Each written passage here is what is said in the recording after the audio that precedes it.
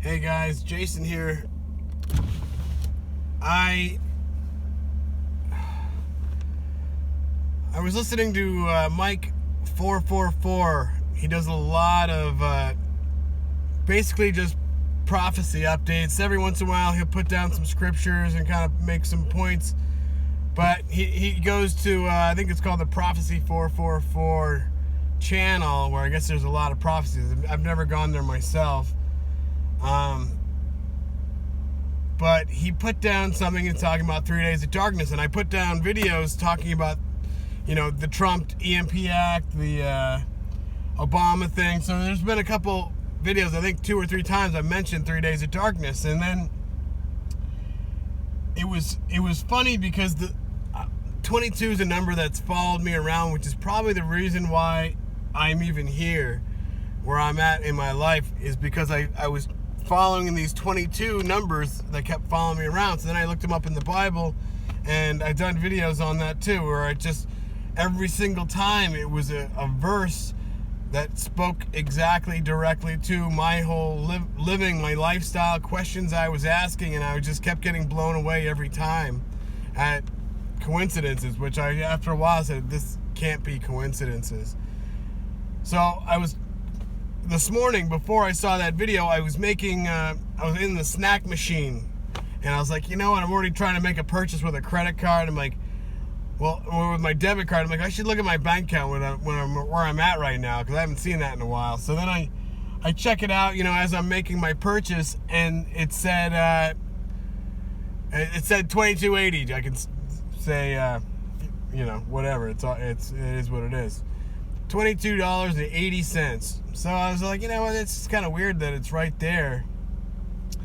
So then I kind of searched out, I was having my break, and I'm just kind of looking up 22:8 verses in the Bible. So I was just reading through all the different ones in Samuel and Kings, and it was kind of interesting. And I think I ended up on 22 verse 8 in Isaiah. And I can't remember what the verse was right now offhand, but I was like, oh, wow, that's kind of an interesting verse. I remember that. It was something that was kind of like, oh, wow, that's kind of a strong word. So then I was looking at verses of the day and stuff like that. But then I saw the video, and then I watched, after I did that, and he was talking about a woman, Linda Courtney, that had a word come to her about 3 days of darkness. It was urgent 3 days of darkness, or details on the 3 days of darkness, it said.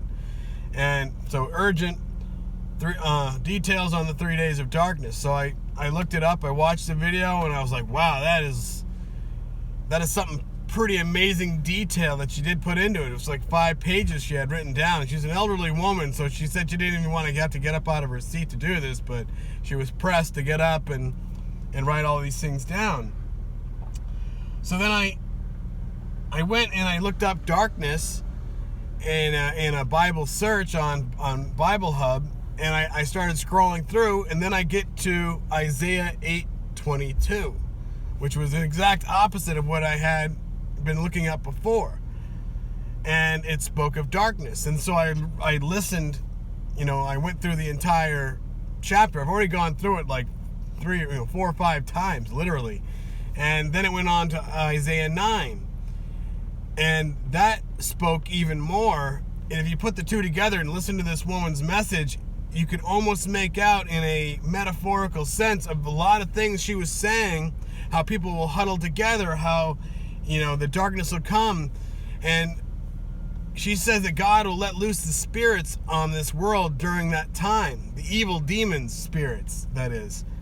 And I've heard a lot of people say that if you look out the window at this time, you can be consumed by the demons, which means that you can become evil. And it says in those things that a man will chew off his own arm. I'm gonna put links to her. I'm gonna put the scriptures, but then I also got into Isaiah 13, which speaks about a Babylon prophecy. And I'm going to go through, and I'm going to do much more detailed work on this, and I'm going to continue because this seems that it's been continuing on, so I'm kind of being led day by day into this. So I'm going to keep following the trail, and I'm going to keep digging up information and see where this is going. But I'm going to look more into Isaiah 8 and 9, listen to this woman's prophecy one more time, or the word she had, and then I'm going to go into Isaiah 13, which I'm going to recommend everybody else do too, because if you go to Bible Hub, go to the Berean Study Bible. It's pretty much like taking the Strong's Concordance and putting it all back into book form, and then it takes out all the numbers and the definitions and the thesaurus style that Strong's is kind of written out as. So it puts it back into, I think, the Greek to English translation. The King James, I find, is kind of hard with all the ye's and yahs and thous and these. It gets kind of like complex. You're trying to just figure out, over and over, like what are they putting in, which I've gotten very good at. But now that I'm in this Berean Study Bible, and I keep checking to see if it's matching up with the Strong's, I really don't like going back to the King James as much when I'm kind of like talking about Scripture, because it's at least in the Greek Strong's version. So I'm gonna get out of here, you guys. Heads up, I'm gonna put a link to this woman's video, and I urge everybody, spend 25 minutes and listen to it, because if it comes to pass that 3 days of darkness is true, this woman's prophecy is going to be a survival guide.